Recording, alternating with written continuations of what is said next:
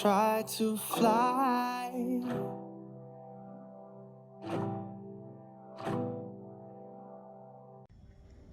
Приветствую, друзья! Вы на канале Мир Орхидей и с вами Ксюша.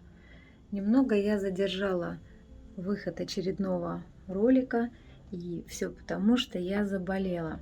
Это еще можно слышать по не совсем здоровому моему голосу, но тем не менее я нашла в себе силы и сегодня сниму для вас очередной обзор цветения моего балкона в начале февраля.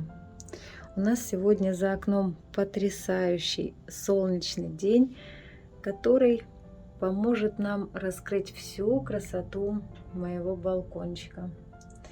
В мои планы сегодня входило начать обзор с орхидеек, чье цветение вот-вот будет заканчиваться, потому что именно с них началось цветение в этом сезоне. И одной из таких орхидеек является вот эта очаровательная, нежная, воздушная красавица. Очень многие из вас обратили на нее внимание в предыдущих обзорах и задавали мне вопрос, как же зовут это облачко. А это, дорогие мои, красавица Осло, которая в этом цветении поразила меня невероятно длинным и потрясающе воздушным цветением и длинным цветоносом, который достигает у нее в длину более метра. Сейчас я попробую показать весь масштаб длины и красоты этого цветоноса. Растила она этот цветонос в два этапа. Начался рост цветоноса еще летом 2021 года, и растила она его очень странно, не формируя ни ответвления, не формируя бутончики, а просто вот такой вот длинной палочкой. У меня было в какой-то момент желание отрезать его, потому что был какой-то несуразный торчащий цветонос. Но потом решила я, что у орхидейки есть какие-то свои планы, и мы непременно должны понять, чего же она хочет. Я его оставила, и с приходом осени она начала продлевать рост этого цветоноса, потому что летом она его вырастила до каких-то там размеров и затормозила. А с приходом осени она его продлила и начала разветвлять почки и формировать бутончики. При этом она параллельно запустила рост нового цветоноса. Вот он. Он немножко скромнее, но тем не менее дополняет потрясающее цветение вот этого основного цветоноса. Цветочки у этого сорта достигают 8 сантиметров, но в этом цветении цветочки гораздо мельче, поскольку на веточке очень много цветочков, а чем больше цветов, тем мельче размер цветка. Это есть такая закономерность у орхидеек. Вот. Очень нежное цветение, вот с такими интересными крапушками. Вот такой воздушный, потрясающий сорт, который очень необычно сформировал цветонос и порадовал вот таким потрясающим цветением. Следующая орхидейка, которую мне хочется вам показать, это Нептун. Она у меня в мутации бабочка.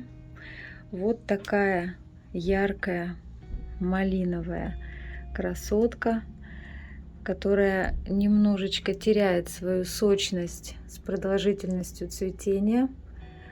Она немного выгорает. Но бабочка потрясающая, потому что мне очень нравится вот это комбинированное сочетание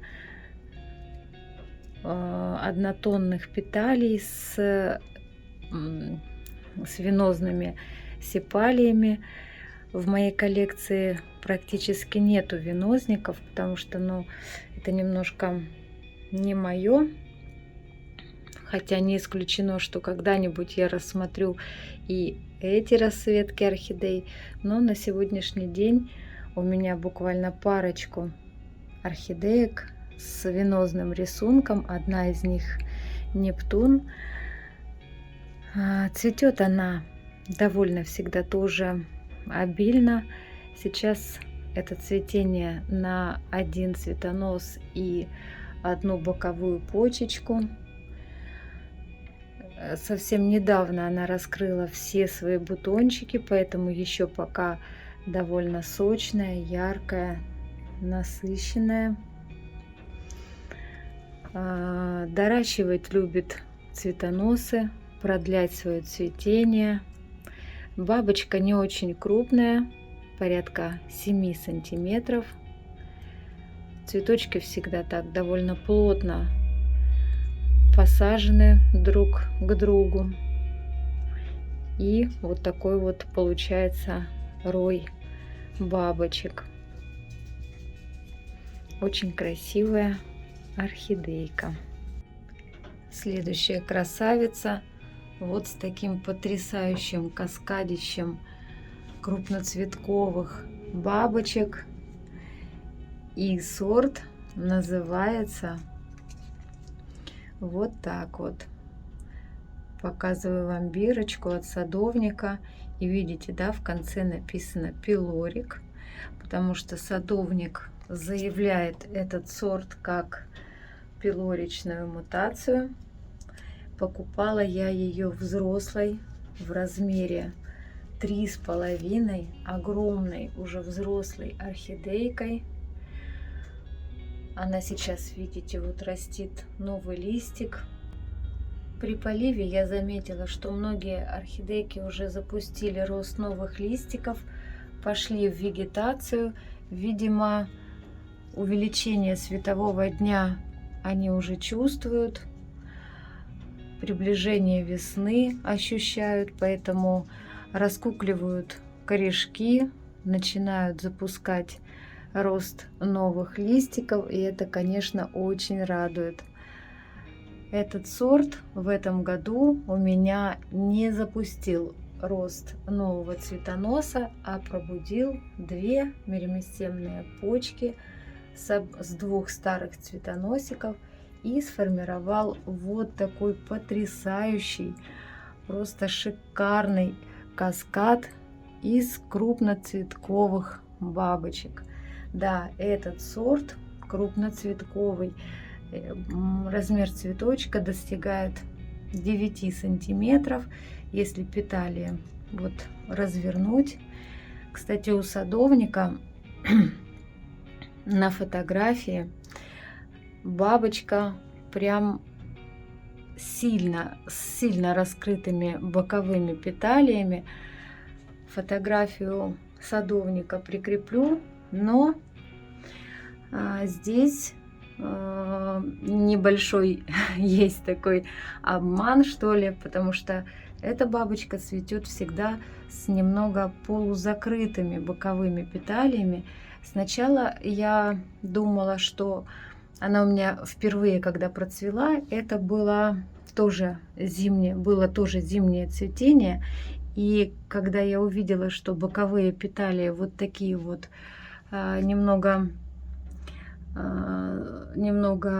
призакрытые, да, я подумала, что это свойственно зимнему цветению, такое бывает у бабочек.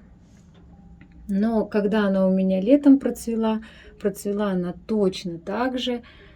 И все последующие цветения, цветочек сформирован вот именно в этой форме. Но от этого она, как мне кажется, еще более прекрасней. И всегда цветет она прям на огромное количество цветочков. Прям настолько щедрая на цветение орхидея. Сейчас, кстати, видела ее в заказах. Сейчас идет сбор у многих поставщиков на этот сорт. Единственное, что он в маленьком размере 1,7, но я все же советую вам ее прикупить, потому что это потрясающая, просто сногсшибательная орхидейка.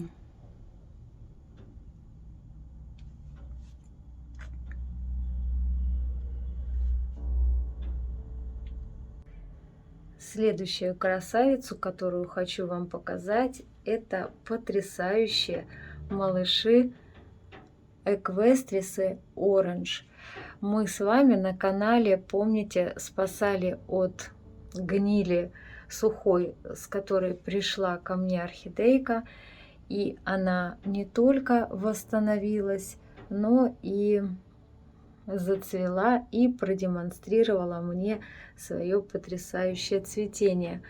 Покупала я ее как Эквестрис Илакос, но когда она процвела, я поняла, что у поставщика пересорт, потому что это не Илакос, а это Эквестрис Оранж. Я прогуглила, сравнила. Я прикреплю фотографию и думаю, что вы со мной будете тоже солидарны, что я правильно определила этот сорт. Для сравнения я показываю вам Эквестрис Илакос. Вот он справа. Это деточка, которая у меня сидит в закрытой системе, в колбочке. Это деточка от моей групповой посадки. У меня здесь потрясающие две мамашки, которые в ущерб уже своему здоровью растят своих детей. Сейчас здесь у меня 5. Раз, два, три, 4. И 5-я очень маленькая деточка. Вот она. Самая неразвитая. В общем, не знаю пока, что с ней делать, пока наблюдаю. Все остальные активно растут, цветут, запускают еще новые цветоносы. В общем, одну из таких деток я отсадила. И в этом году она уже меня порадовала самостоятельным цветением. Не на маме, а уже сама запустила цветоносик свой взрослый и вот процветает. И вы видите, что цветение у них все же отличается, хоть оно, конечно же, похоже, но имеет разную интенсивность окраса цветочков, размер цветочков разный. У Оранж более крупный цветок, у Илакос помельче. Но, и, кстати, у меня, как я уже поняла, что Оранж тоже большая деткодел, потому что вот новый цветонос, и я вижу, что она уже на краешке формирует детку. Я купила, думая, что это Эквестрис Илакос, 3 одинаковые орхидейки. И вот сейчас вижу, что на этой детка формируется. И еще один у меня есть экземпляр, но на другой полочке стоит. Она у меня тоже запустила цветонос, но не сформировала цветение, а растит на нем детку. Поэтому я так понимаю, что эквестрисы Orange тоже большие любители давать деток, как и илокосы. Потому что у меня, я как-то уже говорила, не помню, здесь или в Инстаграм, что у меня была большая коллекция эквестрисов в свое время. И по опыту вам скажу, что далеко не все эквестрисы дают деток. Вот Orange, как я понимаю, ровно как и эквестрис, и лакос тоже любят давать деток. Вот такие хрустальные, нежные малыши украшают мою коллекцию. И знаете, еще очень потрясающе смотрится, когда стоят рядом вот такие гиганты в 10 сантиметров. И вот этот контраст просто потрясающий. Понимаешь, насколько разнообразный мир орхидей. От вот такого малюсенького красавчика до вот таких крупноцветковых фаленопсисов. Цветочки, конечно, у этого сорта держатся очень недолго, порядка 2-3 дней, и начинают вянуть. Но особенностью является постоянное доращивание и продление цветоноса. Вот я вам сейчас покажу на моей мамочке-старушечке. Вот все, что вы видите, вот пустые места, это все она продляла, цвела. Вот такие, видите, огромные пустые цветоносы доказывают, что цветет она очень долго. И в конце, когда она уже нацвелась, она на краешке запускает рост деточки. Потрясающе. Очень люблю, когда на цветоносе растут детки. С этой красавицей я вас уже знакомила в прошлом обзоре, но на тот момент она только начинала свой распуск. Сейчас она уже в полном раскрытии, во всей красе, и мне очень хочется показать ее красивущее цветение. Это Кадиллак, который у меня в мутации пилор. И вы посмотрите, насколько красивое цветение этих крупноцветковых пилорчиков. В прошлом обзоре я с рулеткой показывала величие этого пилора, и размах сепалий достигает у этого сорта 10 сантиметров. Раньше в моей коллекции самый крупноцветковый пилор это был Легато. На сегодняшний день Кадиллак у меня самый крупный пилор, и он одновременно и очень нежный, и в то же время вот такой какой-то величественный. Очень красивый сорт в этой мутации. Очень мне нравится. Вот такая красавица. Идем дальше. И перед вами очаровательная голландская Стюартиана Пикачип во всей красе, потому что она уже полностью распустила все цветочки. Она, как и ее сестра Шиллериана, практически одновременно распускают цветочки, непоследовательно. Ну, небольшой такой есть, конечно, временной промежуток, но очень быстро один за другим распускаются эти потрясающие красоты цветочки, которые достигают 6 сантиметров. Эта орхидейка относится к пышно цветущим сортам. Они цветут прямо огромными шапками, как и многие природники, у которых цветение достигает до 100-150 цветочков, но это уже в таком в очень зрелом и взрослом состоянии, но и я просто к тому, что этот сорт поражает густотой своего цветения и потрясает нежностью цветочков. Я за свои 5 лет, у меня вообще большая любовь к природникам, и у меня за это время была большая коллекция стюартиан, но в основном были те сортовики, которые в заказах, в завозах. И у меня, я прикреплю фотографию, покажу, какую я потрясающую коллекцию имела стюартиан. Скажу, что они достаточно привередливые, недолго цветущие, именно те сортовики. Вот, постоянно то корешочками бросаются, то листики отсушивают. Цветут они недолго, собственно, почему я и продала всю свою коллекцию, потому что, скажем так, возни с ними всегда много, а наслаждение от цветения не длительное. Скоропостижно отцветают, около месяца цветут, не дольше. Вот, поэтому я довольно долго, у меня в коллекции не было потрясающего сорта стюартианы, но, видимо, мы ждали с этим сортом своего звездного часа, и вот он пришел.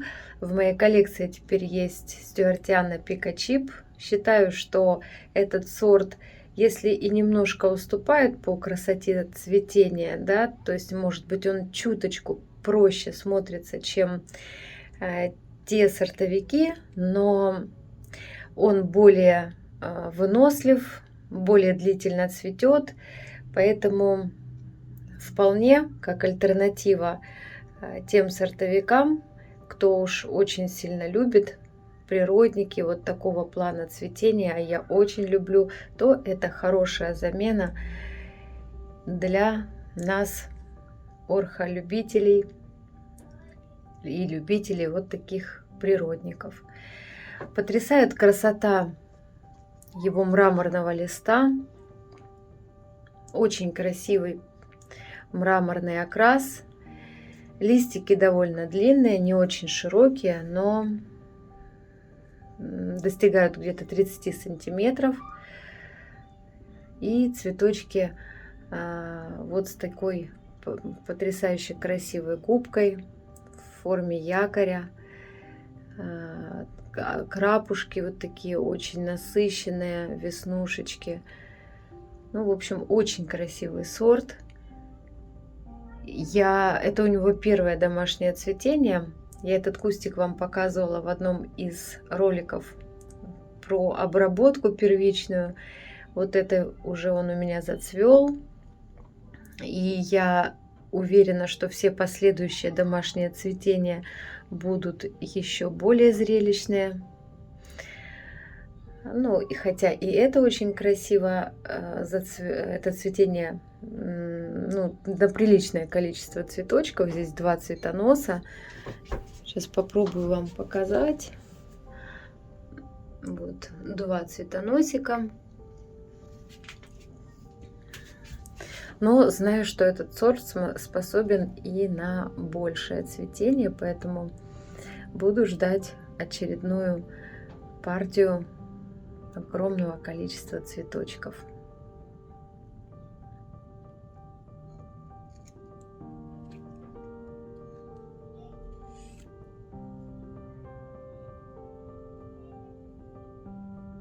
Ну что ж, друзья, я прям чувствую, как моя батарейка начинает садиться, поэтому на сегодня я покажу последний сорт орхидейки и буду заканчивать. И это будет белоснежный биглип. Кто со мной давно в Инстаграм и на канале, знает мою неистовую любовь к этим лебединым сортам. У меня белоснежных биглипов много. В прошлом году это была групповая посадка. В одной лодочке было несколько разных сортов биглипов. Но настолько разрослась корневая система этих орхидей, что мне экстренно надо было весной их пересаживать. Но на тот момент я не догадалась, что можно было найти горшок личузу в виде лодочки и пересадить их также в групповой посадке. Я об этом подумала, и мысль эта пришла уже после того, когда я их посадила всех отдельно. Вот этот биглип, который вы видите, он у меня новый. Это вновь купленный сорт. Он тогда не участвовал в этой групповой посадке. Одну из орхидей в той посадке, самую мою любимую, я в этом сезоне летнем потеряла. У нее загнила шея, и я ее искала. Мне кажется, я нашла. Я оплатила сейчас у девочки одну орхидейку, белоснежный биглип. Вот буду забирать. Если цветение будет более-менее приемлемым, я покажу вам ее. Если оно приемлемое, да, для показа, то покажу. Мне кажется, что она именно такая же орхидея, которую я потеряла. А вот эта, которая перед вами, это орхидейка была куплена мной как еще один сорт другого биглипа, которого у меня нет. Вот. Но сейчас он как бы произвел замену той орхидейки. Тот биглип, который был в групповой посадке, который я отсадила, он тоже у меня цветет. Вот он. У него интересная форма петалий и сепалий, она практически одинаковая, похож он на пропеллер. Такой интересная форма у этого биглипа. Этот, кстати, биглип довольно часто есть в продаже. А вот уже другие формы цветочков уже не часто встретишь. Вот этого красавца я не часто встречаю у поставщиков. Я, кстати, себе тоже купила подростка Crystal Water, но она у меня еще не цветет. Я ее только купила вот перед зимой. Думаю, что весной дождусь его цветения. Этот, кстати, сорт, посмотрите, тоже какой у него шикарный цветонос. Он цветет с ответвлениями. Одна веточка вот с ответвлением одной веточки и прям таким шикарным каскадом. Вот не все белые биглипы шикарно цветут. Вот этот, который я вам показывала, он всегда более скудно цветет. Он и в групповой посадке себя показывал на меньшее количество цветочков по сравнению с остальными. Вот. А вот этот вот сорт меня не разочаровал. У него, во-первых, очень крупные цветы. Они порядка 10 сантиметров, 9-10 сантиметров точно. Вот. И плюс они, конечно, шикарной гроздью процветают. Вот так вот. Ну что ж, друзья, перешла я на другую сторону, чтобы закончить красиво сегодняшний обзор. Буду заканчивать. Пойду отдыхать. Я желаю вам побольше здоровья, не болейте, хорошего вам настроения. Также пусть будут здоровы все ваши близкие. Берегите себя. Я вас жду, как всегда, в комментариях с вашими впечатлениями и эмоциями. С вами была Ксюша. До новых встреч, друзья, и пока.